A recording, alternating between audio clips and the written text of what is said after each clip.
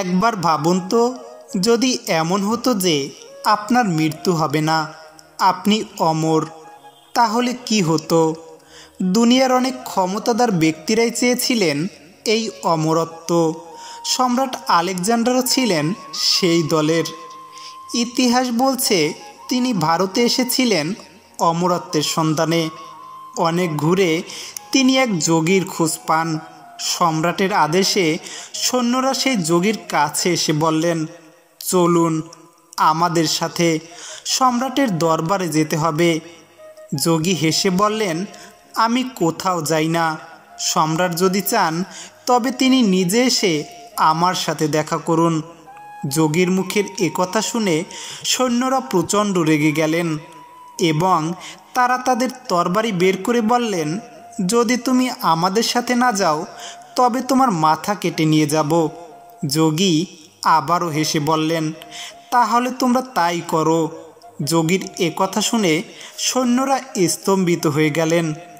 এমন নির্ভীক মানুষও হয়? কোনো উপায় না পেয়ে তারা সম্রাটের কাছে চলে আসলেন এবং সব ঘটনা সম্রাটকে খুলে বললেন। এরপরে সম্রাট নিজেই যোগীর কাছে এলেন।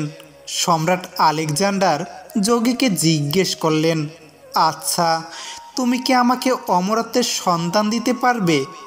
যোগী বললেন, ঠিক আছে, তবে শোনো, এমন একটি স্থান আছে যেখানে একটা ছোট সরোবর আছে, আর সেই সরোবর স্বচ্ছ জলে ভরা। যদি তুমি সেই সরোবরটিকে খুঁজে বের করে সেই জল পান করতে পারো তবেই তুমি অমর হয়ে যাবে। সম্রাট আলেকজান্ডার যোগীর কথা মতো সেই পথে যাত্রা শুরু করলেন এবং অবশেষে তিনি পৌঁছে গেলেন সেই রহস্যময় সরোবরের কাছে। তৃষ্ণায় ক্লান্ত সম্রাট যখন পানি পান করতে যাবেন, ঠিক তখনই কে যেন চিৎকার করে করে বলতে লাগলেন, খেও না, খেও না, খেও না। সম্রাট এদিক সেদিক তাকিয়ে তাকে খুঁজতে লাগলো। তিনি আশ্চর্য হয়ে তাকিয়ে দেখলেন যে একটি কাক তাকে সতর্ক করছে। কাকটি সম্রাট আলেকজান্ডারকে উদ্দেশ্য করে বলতে লাগলো, আমি এই পানি পান করেছিলাম বহু শতাব্দী আগে, যার ফলে আমি অমর হয়ে গেছি। কিন্তু এই অমরত্বই এখন আমার জন্য অভিশাপ হয়ে দাঁড়িয়েছে। আমি ক্লান্ত, আমি অবসন্ন, আমার কোনো বন্ধু নেই, কোনো প্রিয়জন নেই, কোনো ভালোবাসার মানুষ নেই। প্রতিদিন নতুন সূর্য দেখি, কিন্তু কিছুই আর নতুন লাগে না। মৃত্যুর অভাবে আমার জীবন হারিয়েছে তার সমস্ত রং। এ সকল কথা শুনে সম্রাট আলেকজান্ডার স্তব্ধ হয়ে গেলেন। পানি দুহাতে নিয়েই তিনি থমকে দাঁড়ালেন। তার হাত বেয়ে পানি পড়ে গেল মাটিতে। তার চোখে ছিল ভয়, মনে ছিল অনিশ্চয়তা, আর এক অজানা আতঙ্কে নিয়েই সে ধীরে ধীরে ফিরে গেলেন। মৃত্যু, মৃত্যু আমাদের জন্য এক আশীর্বাদ। আর যদি মৃত্যুই না থাকতো তাহলে জীবন হতো নিরর্থক। সমাপ্তি না থাকলে কোনো গল্পই যেমন অর্থবোধক হয় না, তেমনিভাবে যদি আমাদের মৃত্যুই না হতো তাহলে আমাদেরকে কেউ ক্ষমা করতো না, কেউ বিদায় বলতো না, কেউ ভালোবাসার গভীরতা বুঝতো না, কেউ সময়ের মূল্য দিত না। যারা জীবনের শেষ বয়সে তাদের দীর্ঘ জীবন নিয়ে ক্লান্ত হন, শুধু তারাই বোঝেন মৃত্যুর প্রাসঙ্গিকতা। মৃত্যু মানে শেষ নয়, মৃত্যু মানে পূর্ণতা।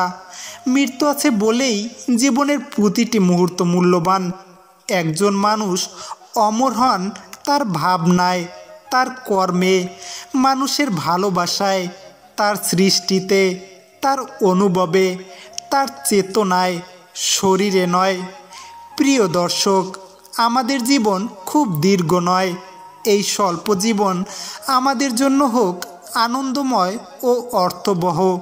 এই কামনাতেই প্রতিদিন আমাদের যাত্রা হোক নতুন। জীবনের এই প্রতিটি মুহূর্তে আমাদের এমন এমন কাজ করা উচিত যা কিনা আমাদেরকে মৃত্যুর পরেও বাঁচিয়ে রাখতে পারবে অনন্তকাল। আর আমাদের অবশ্যই প্রতিটি মুহূর্তে মনে রাখতে হবে মৃত্যুর মধ্যেই লুকিয়ে আছে জীবনের শ্রেষ্ঠ সৌন্দর্য। তাই মৃত্যুকে ভয় নয়, মৃত্যুকে জয় করতে হবে। প্রিয় ভিউয়ার্স, যদি আমাদের তৈরি এ সকল ইসলামিক ডকুমেন্টারি ভিডিও আপনাদের ভালো লেগে থাকে তাহলে অবশ্যই চ্যানেলটিকে সাবস্ক্রাইব করবেন। আরও নতুন ইসলামিক ভিডিও পেতে লাইক, কমেন্ট ও শেয়ার করবেন। তার সাথে সাথে আমাদের চ্যানেল থেকে নানান অজানা ইসলামিক ভিডিও অবশ্যই দেখে আসবেন। আবারও কোনো নতুন ইসলামিক ভিডিও নিয়ে আপনাদের মাঝে হাজির হব।